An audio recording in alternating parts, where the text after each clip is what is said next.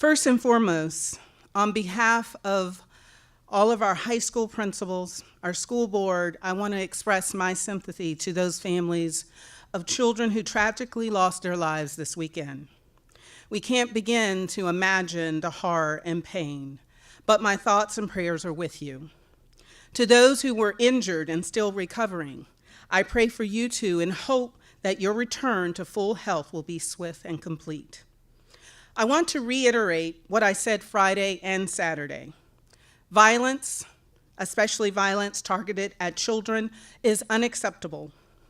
We must work as adults to regain the right sense of childhood for our children, the sense of physical and emotional safety they all deserve. Some of my most memorable years were in high school. The events of Friday and Saturday and previous tragedies in our state and around the country underscore the fact that violence against children knows no particular demographics, it knows no socioeconomic status, and it knows no boundaries of time or place. It has become all too common and all too pervasive. Unfortunately, it's becoming our new normal.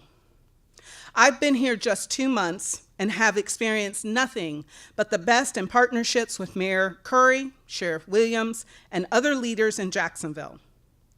There is every indication that the leadership dynamics are in place to improve the quality of life for children. This includes the school board, the mayor's office, the sheriff's office, city council, the chamber, and many nonprofit organizations.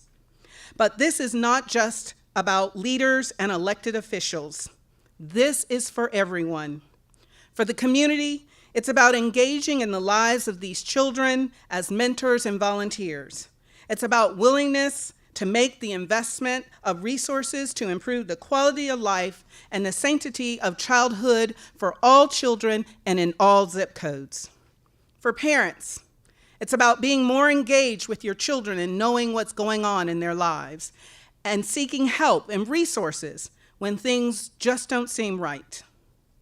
And for students and staff, really all of us, it's about sharing information with law enforcement or with the trusted adult if you think you might have information about a potential threat to a school or to a peer. We continue to say, see something, say something. Demand more from your friends. Talk more, be kind more, do more to help one another. I will return in just a few minutes to address some specific steps we will be taking to create safer conditions for upcoming events.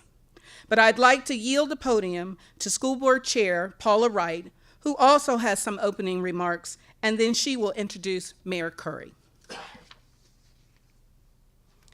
Thank you, Dr. Green, and welcome to all of you. We are here today because we're faced as a city with the issue of how do we address violence. And when we talk about violence, it really does not matter if the violence is conducted between a teen and another teen or a teen and an adult. We must take this moment to define ourselves. I had an opportunity to meet with students this morning at Raines in grades 9 through 12. Had an opportunity to talk with them to get an assessment of how they're feeling and what are some of their concerns. I want to be very clear. The students are not willing to be defined by violence. I want to also be clear that the Duval County School Board and its superintendent, all of these principals, and the entire DCPS community are also not willing to be defined by violence. This is our opportunity to come together as a community, inclusive of our students, and find activities, find initiatives, find ways to help us deal with violence. Dr. Green expressed sympathies on behalf of all of us, and I just want to say, in addition to that, that the entire board is just, our hearts are grieving with heartache for not only the loss of life, but the injuries and the emotional toll this will have on our children, the emotional toll that this will have on our community. And all honesty, the emotional toll this is going to have on our entire city. But I'm also here to say we're better than this. We're resilient. We're a community that's filled with love. We're a community that's filled with encouragement. We're a community that is willing to collaborate and focus on how do we ensure better futures for our students. And that's why we are here today as a collective body to say to all of our students, to all of our parents, to each of you within our community, we're going to unite. We're going to help our students and our staff and our community through the grieving process, but we're also going to take action. And it is in the action steps that we will redefine and rebrand who we are in Jacksonville, Florida, as a part of Duval County Public Schools. And now it is my pleasure to bring forth Mayor Lenny Curry. Thank you, Chair. Good afternoon. Through the multiple conversations over the weekend with Dr. Green about yet another tragic event this weekend, one too many, I wanted to be here as the mayor to support your leadership, the school board's leadership, the principals, and all the people that you lead. But most importantly, I'm a parent of public school children that happens to be the mayor of Jacksonville. I've got a son that's a student athlete, an 8th grader, football and track and other things. He's participated on the field at Rains. I have a daughter that's a cheerleader in middle school, and I have an elementary school daughter. The point is, Doctor, you said this can touch anybody. When Dr. Green shares the measures that they're taking, I appreciate the leadership and am familiar with the details, but look forward to everybody hearing them. The city will also be taking some steps additional steps to address the issues that we're dealing with. We've invested heavily in enforcement. We've invested heavily in prevention and intervention, but there's more that we can do. But this is the time to hear from Dr. Green, and I'll be happy to address that in the Q&A. Thank you.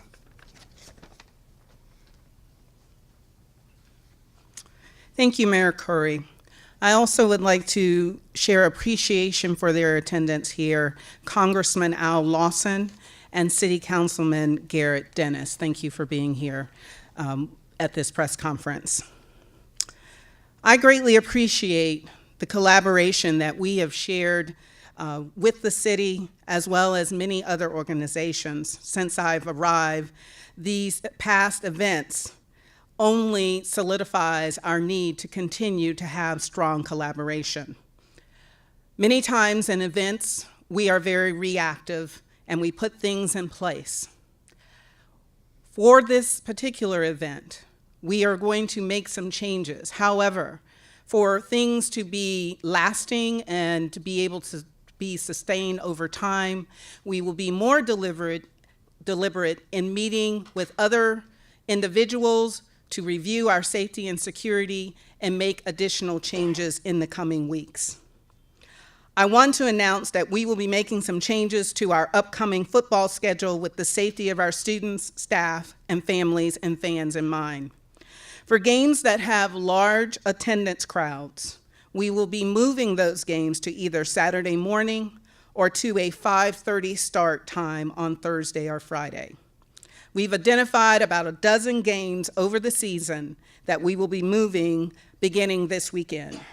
We are working to confirm officials and other game day logistical details, but will release the full set of schedule changes later this week.